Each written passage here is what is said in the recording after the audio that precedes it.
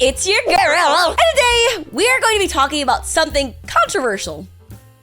Children on the internet. Ask anyone and everybody has different varying opinions. It could go from one end where you post videos and pictures everywhere of your child, or go on the complete opposite end where you disagree with posting any pictures of any children anywhere online. But then there is another different variation that I think every single person in the world has very mixed feelings about, and that is family channels. Family channels on YouTube are channels dedicated to showing parents raising their children, going to their first day of school, having their first periods, their first kisses, their first dates. And a lot of times the kids don't really obviously have a choice. It's just their lives posted online. It's a concept that is only really known now because of how massive the internet became. And it's one with a lot of words to be exchanged regarding it.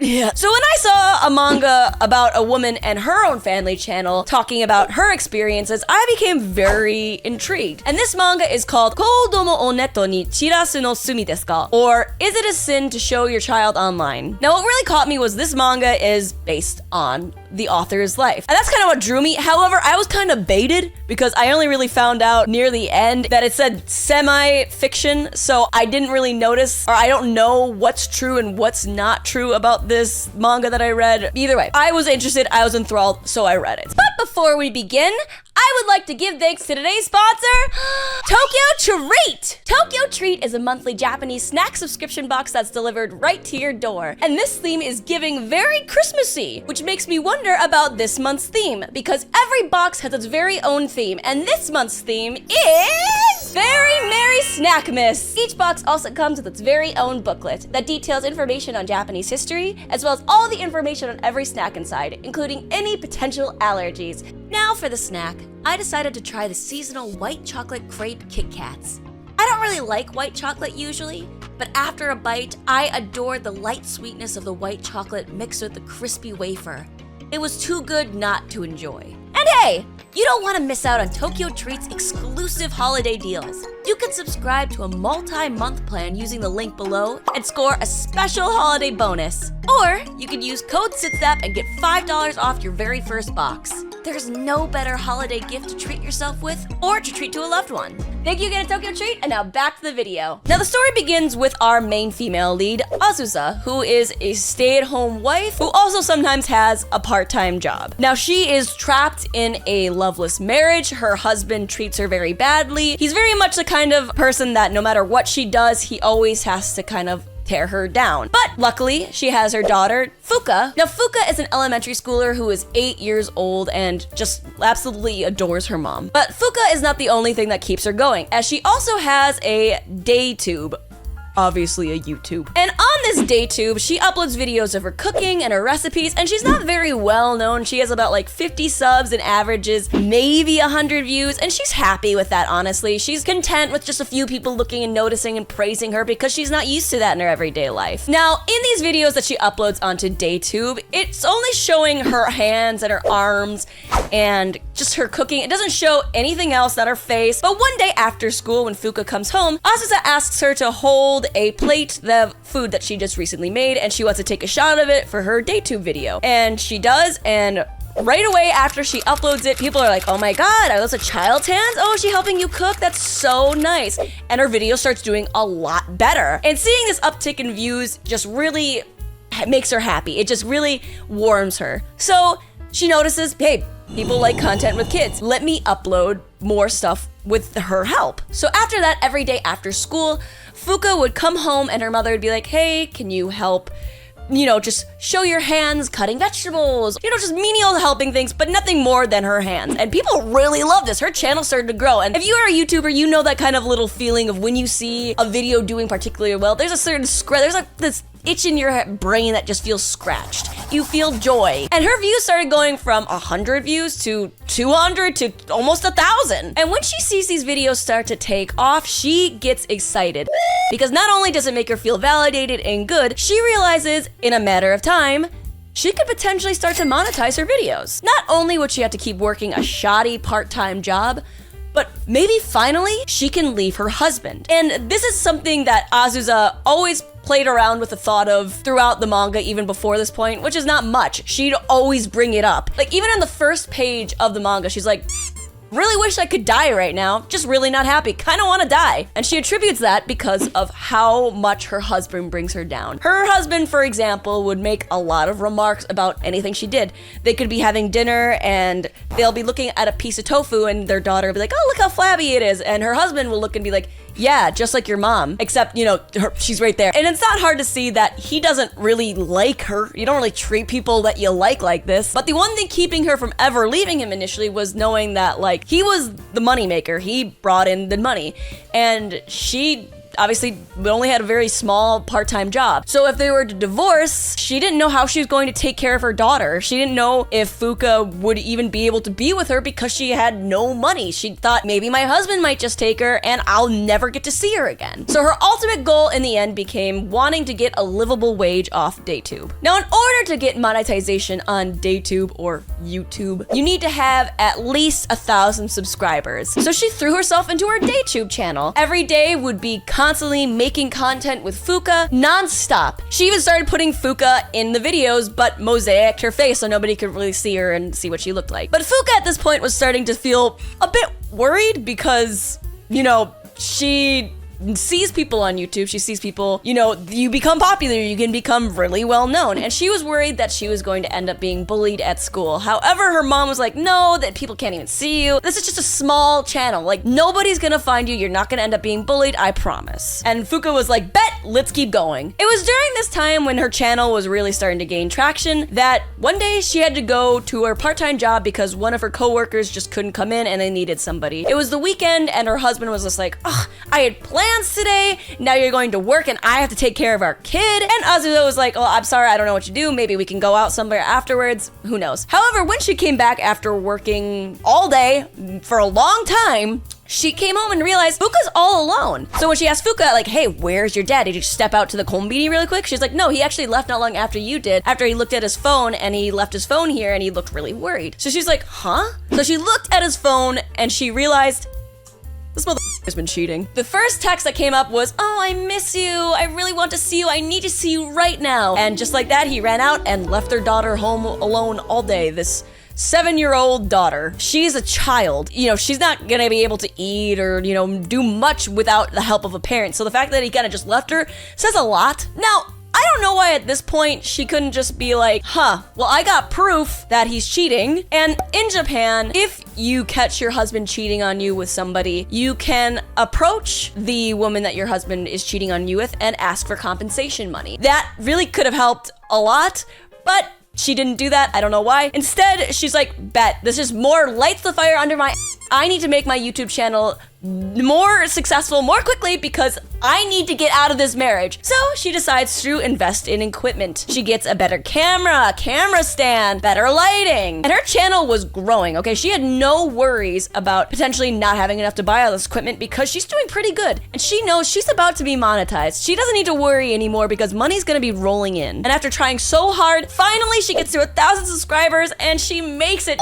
And her first paycheck is 30,000 yen, which is $300. However, not long after she finally hit her goal, and every YouTuber can vouch for this, the golden period does not last long. Her views stopped going up, she stopped getting as many subscribers, and everything just kind of plateaued. And the reason for that is people only want to see the same type of content so much. It's just how it is. You need to do different things in order for people to stay. You need to change something in your channel, in your content. And it's hard to know what to change because this whole time you've just been doing one thing and then you feel like you finally got a grasp on it and it stops being profitable. It stops being enjoyed by other people. And usually if people really want to go on and figure out a more long-term plan for their YouTube, they sit down and go back to the drawing board and think about, again, how do I change my niche? How do I make people want to stay? However, instead of kind of going back and doing that, she's like, well, people really liked looking at my daughter. Maybe I'm just gonna dedicate my channel to her. And she does. She changes the concept of her channel to a little bit of cooking, but it's mostly her daughter Fuka's everyday life, and she completely just unblurred her face and it just shows everything. Be it Fuka's reaction to the food or how her day has been, everything is just dedicated to Fuka. And she starts getting better numbers again because people are interested, people want to see this. However, she became completely consumed with having these numbers come up, and so consumed that she kind of just started, you know, recording her daughter, making sure she has the best shot, making sure that this angle's good, having her daughter do various things because, you know, it'd make for good content. She kind of completely, like, emotionally started neglecting Fuka. So although Azusa's channel started taking off and doing unbelievably well, Fuka became incredibly depressed, as you of course would be. You suddenly had a mom who was cooking, taking care of you, listening, just being with you and giving you love, to only wanting to be with you for content. So Fuka stopped smiling, she stopped laughing, she stopped being the joyful child she was. So Azusa's channel became so successful that she finally started making about 120,000 yen per month. And she's like, this is the amount of money I need to average, and I have this now. I have enough savings as well. I am going to leave my husband now. And she does. Her husband's literally like, hey, as long as I don't have to pay you alimony, I don't give a take the money and go. And just kind of was like, I don't care about seeing her daughter either, bye. After he signed those papers, Azusa was like, oh my god, the sky is blue, the sun is shining, every day is amazing. She is so happy. I mean, why wouldn't she be? Her channel's taking off, she's finally gaining a lot more subscribers, making a lot more money. She doesn't have to really keep working at her bad part-time job anymore. She is just living it up. But Fuka is just dying even more inside, as of course she would be. I mean, think about it, her parents just divorced, her every day is consumed for making content for her mom, and she was genuinely hoping, hey, now that my parents are divorced, I know that my dad makes my mom miserable, she doesn't have to depend on DayTube anymore, maybe we can just stop making content now, maybe we can finally be free. However,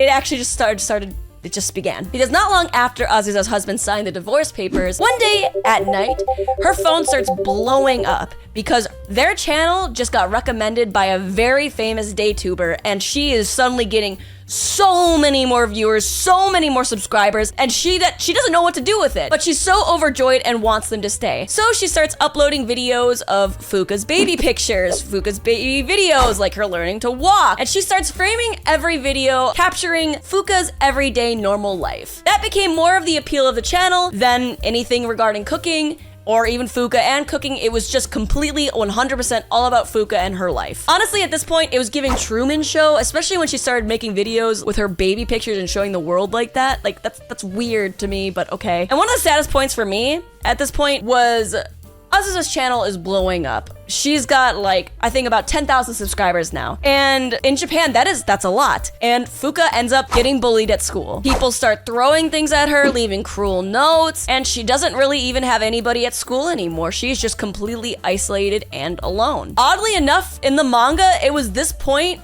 where we just had a 5-year time skip, and Fuka did end up telling her mom that she was getting bullied at school, and Azusa did something about it, I guess. But we learned that Azusa became very successful. She became somebody so successful as a social media influencer that she's getting interviewed on TV. She's able to talk to more people, do interviews of people. She becomes somebody that apparently, according to Fuka, everybody knows. And we see Fuka as a teenager looking at her mom and saying she was very proud of her.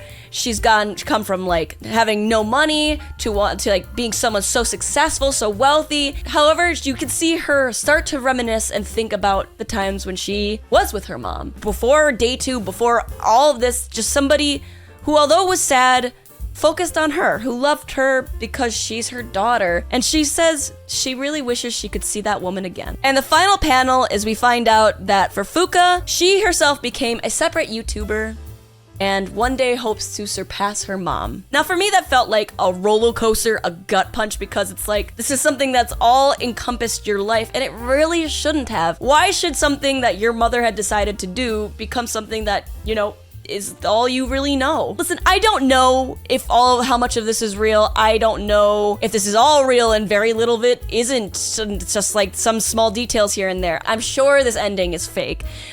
But it does leave the obvious question, is it really bad to show your child online? Now, I'm gonna say my final thoughts. Do not, don't, like, this is just for me. But if I was the mom and I really wanted to have more money for my child and I thought this was the best way to do it, to get that money, I don't know, I'd be questioning my morals personally. Yes, I understand she was miserable in her marriage. I understand, you know, she felt like she couldn't escape, but I feel like, to me, Fuka is probably damaged beyond repair for the rest of her life, as I'm sure a lot of child content creators are. So although I can see Azusa and be like, wow, you're a strong woman, you've come so far, you've done so much, I can't help but look at her and hate her. I can't help but look at her character and think, wow, at the sacrifice of your daughter, who had no choice, who had no say, and did it because she wanted you to be happy, because she didn't know how to say no. And again, I don't know if anybody's gonna come at me for saying all this. This is something completely, like, a topic that I have opinions on, everybody does, but I truly do believe that Azusa was probably actually the villain. Honestly, I see her husband was a piece of shit. I see her daughter only had really her to rely on, and, you know, she had to be strong, but I don't think that this is the best approach to it personally. I don't know. But I will say this manga was a great depiction to really make, I think, people think and more about the topic of how much is too much for showing your child online. You don't know who's looking at them. In the end, it comes up to, especially, it's not just your life. And yes, wow, that got really deep. I know this is a bit of a heavier topic of a video than I usually do. I just really wanted to talk about something that I read that I was very interesting, and I really would suggest, if you guys are interested in reading about it yourself, to check it out, because yeah, I think it's really good. But with that being said, thank you guys for watching my video. Please remember to like, comment, and subscribe. And if you are thinking about joining this channel or supporting it, then please check out my Patreon links in the description. I am not posting too much more on YouTube lately. I've been doing more stuff with my granddaughter. Hint, hint, hint. I hear she's been streaming a lot now, so if you are looking for anything to do with that, so if you really miss me and you just want a little glimpse of me, then please check her out. Either way, thank you guys. Bye-bye.